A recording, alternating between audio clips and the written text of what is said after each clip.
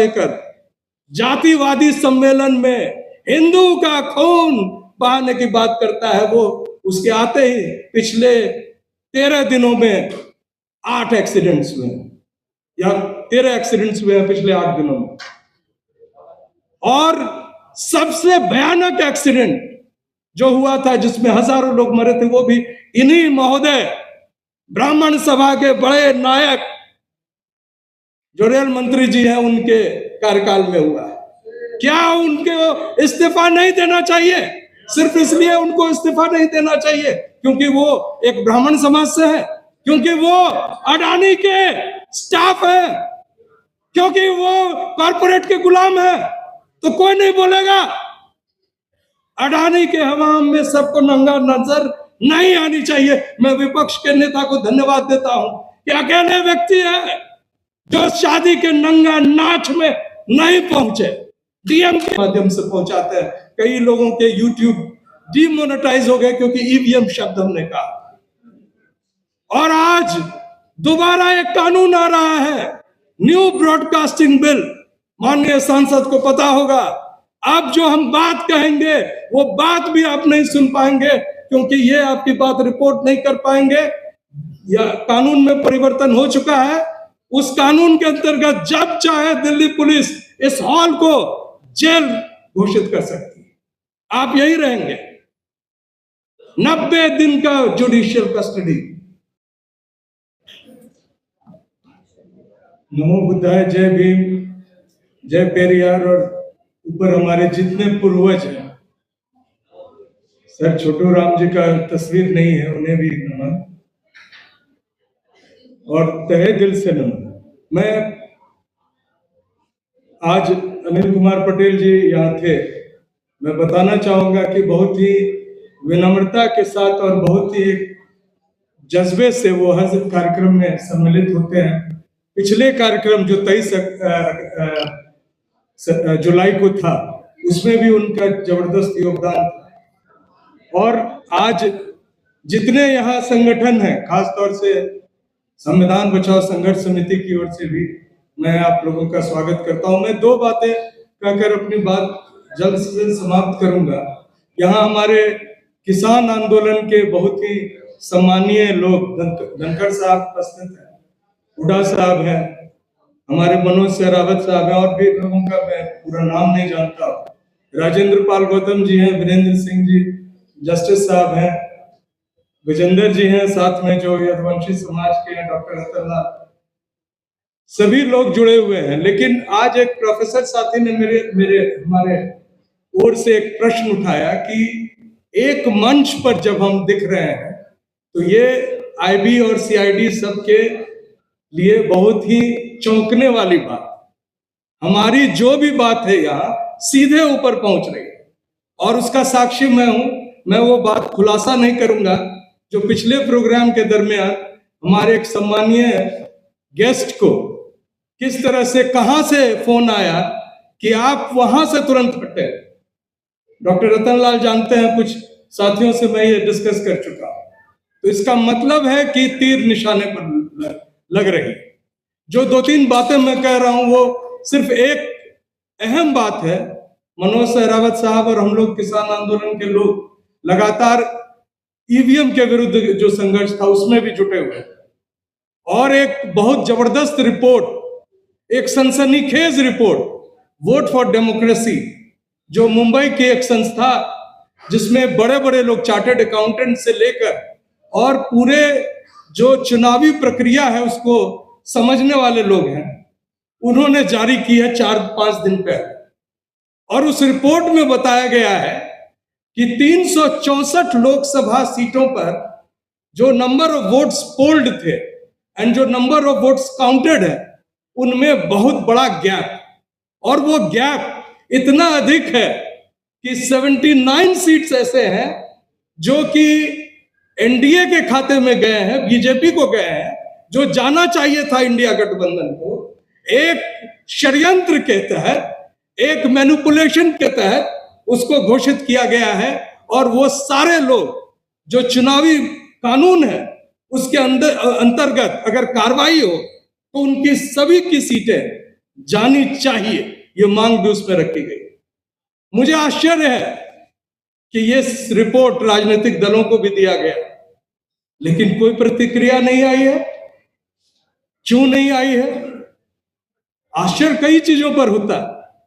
हम सांसद नहीं, माननीय सांसद महोदय बैठे हैं, लेकिन वो बताएंगे कि अगर इनके चुनावी रिजल्ट में कुछ और फेर करके किसी और को अगर जिता दिया जाए, जैसा 79 सीट्स पे हुआ है और सत्ता किसी और के हाथ में चली गई, तो क्या परिवर्तन हुआ?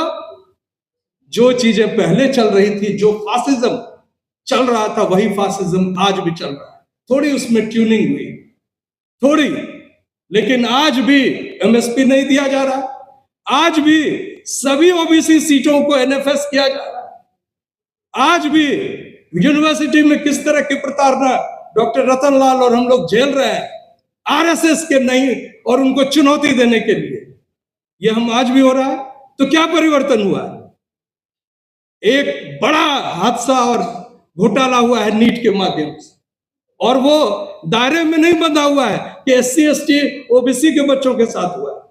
तमाम ऐसे लोग जो अपना पेट काट कर कोटा में रह कर अपने बच्चों को पढ़ाते हैं, डॉक्टर बनाने के लिए का सपना देखते हैं, वो सपना चकनाचूर हो गया और उसका सरगना देश का शिक्षा मंत्री। क्या एक भी डिमांड माननीय सांसद महोदय बैठे हैं संसद में उठा कि शिक्षा मंत्री को हटाया जाना चाहिए, तत्काल प्रभाव से हटाया जाना चाहिए? वो जो एनटीए का अध्यक्ष है, जिस पर पहले भी खूनी व्यापम का आरोप था, क्या उसे गिरफ्तार किया गया है? ईडी और सीबीआई कहां चली गई? ईडी और सीबीआई तो तुरंत दौड़ जाते हैं। तो ये बड़ा प्रश्न है, और मैं आप सबों को सलाम करता हूं। मैं उन लोगों में हूं जो मानता हूं कि एजेंडा राजनीतिक दलें नहीं बनाती है, ऐसी सभाएं बनाती है, कॉन्स्टिट्यूशन क्लब ऑफ इंडिया से बनती है और भी ऐसे सभागारों से बनती है। हम तादाद में कम हो अधिक हो उससे फर्क नहीं पड़ता है, लेकिन ये बात आज कहने की जरूरत देश के संसद के अंदर भी अगर होता है तो सिर्फ एक दो लोगों को ही होगा। आप प्रोसीडिंग्स देख रहे होंगे लोकसभा का। 23 जुलाई को हमने पूरे जोर शोर के साथ कास्ट सेंसस की बात कही। Leader of opposition Rahul Gandhi ji को धन्यवाद जो उन्होंने उसको इको किया है अपने स्पीच में, लेकिन वो बात हम यहां शुरू किए थे, और एमएसपी की भी बात यही हम लोग बोले थे। धनखड़ साहब बुजुर्ग हैं, अभी भी वो प्रभावशाली हैं। मैं आज एक विनती ये भी करना चाहता हूं कि जो बात हमारे एक साथी ने कही कि हमें सड़क पर दिखना चाहिए, वो पूछ रहे थे कौन है। लोग सड़क पे निकल रहे हैं, लेकिन एक दो लोगों के निकलने से नहीं होगा। एक दो लोग, मैं विनती इनसे कर रहा हूं कि आप खाप के माध्यम से पूरे देश को संदेश दीजिए, सिर्फ हरियाणा को नहीं, कि एक दिन सड़क पे निकलो तो यह सरकार को पता चलेगा कि नीट का दर्द भी युवाओं के दिल में है, और यूपीएससी में जो बड़ा घोटाला दिख रहा है उसका भी दर्द है। हमारे इतने मेहनत से परीक्षा देने वाले 2-3 बच्चे अपनी जान कुर्बान कर गए वो कोचिंग सेंटर्स में। कौन शुरू किया कोचिंग का परंपरा? दिल्ली यूनिवर्सिटी के एडमिशन में सीयूईटी हो रहा है, बिना कोचिंग किए हुए बच्चे आपके पास नहीं करेंगे, और वो कोचिंग का बिजनेस है, वहां क्वेश्चन सप्लाई होता है। तो कौन शुरू किया? I am thankful madam, you have taken up the responsibility. आप इसमें कृपया, मैं आपसे अनुरोध करूंगा, आप काम कीजिए। 2-3 और बातें मैं कह के उसको समाप्त करता हूं। एक तो सबसे अहम बात है कि रेलवे एक्सीडेंट्स हो रहे हैं।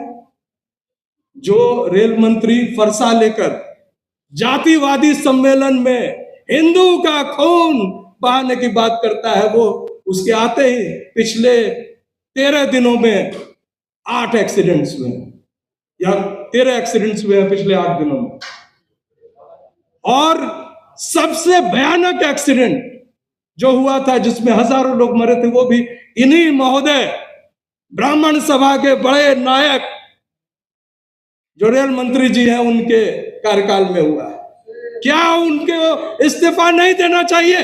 सिर्फ इसलिए उनको इस्तीफा नहीं देना चाहिए क्योंकि वो एक ब्राह्मण समाज से है, क्योंकि वो अडानी के स्टाफ है, क्योंकि वो कॉर्पोरेट के गुलाम है, तो कोई नहीं बोलेगा। अडानी के हवाम में सबको नंगा नजर नहीं आनी चाहिए। मैं विपक्ष के नेता को धन्यवाद देता हूं कि अकेले व्यक्ति है जो शादी के नंगा नाच में नहीं पहुंचे।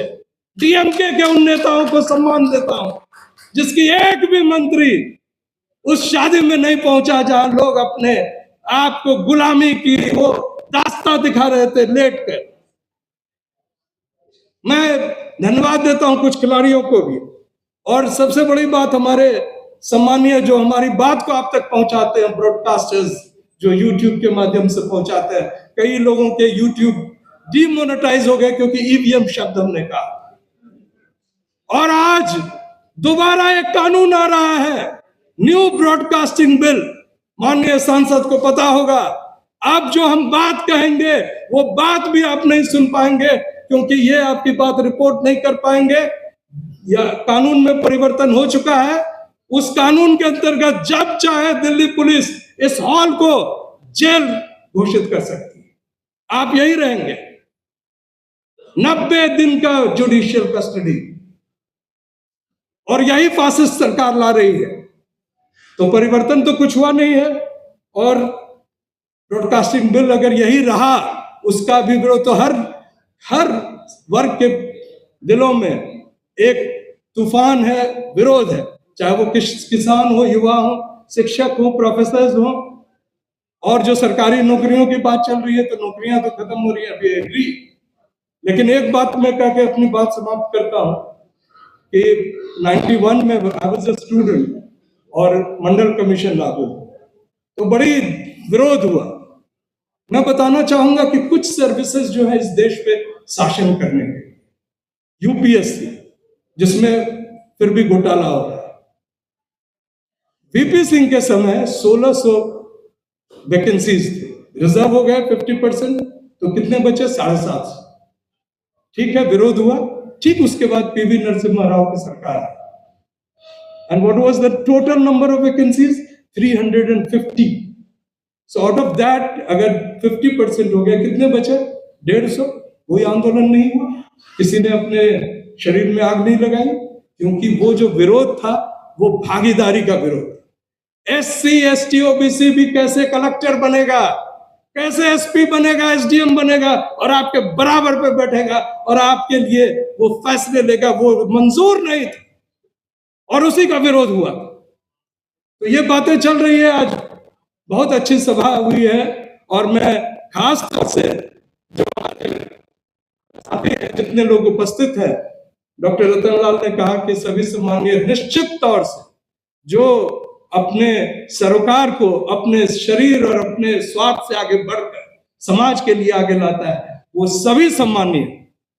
लेकिन जो हमारे लिए और भी आगे बढ़कर लोगों को इकट्ठा करते हैं, जिस तरह से खाप पंचायत के लोग कर रहे हैं, या जो हमारे अनिल कुमार पटेल साथी कर रहे हैं, मैं बताऊं कि पिछले भी 23 जुलाई को सारे कार्यक्रम का दरमोदार, और ये जो कह रहे हैं बहुत पूछताछ होती है सर, सीआईडी, आईबी, सीआईडी क्या कर रहे हो, कौन आ रहा है, क्यों बुला रहे, किसानों को क्यों बुला रहे, उसका क्या लेना देना तुमसे, उनको क्यों बुला रहे हो, और ये कुछ ऐसे लोग जो सांसद है उनको क्यों निमंत्रण दे रहे हो, दक्षिण भारत के लोग को क्यों बुला लिया, ये प्रश्न पूछे जाते हैं। सबको अकेले इन्होंने फेस किया, इसलिए ये अपने आप को पेड, और मैं भी इनको पेड स्टाफ ही कह रहा हूं आज, जिससे आगे किसी तरह की परेशानी नहीं हो। जय संविधान, जय हिंद।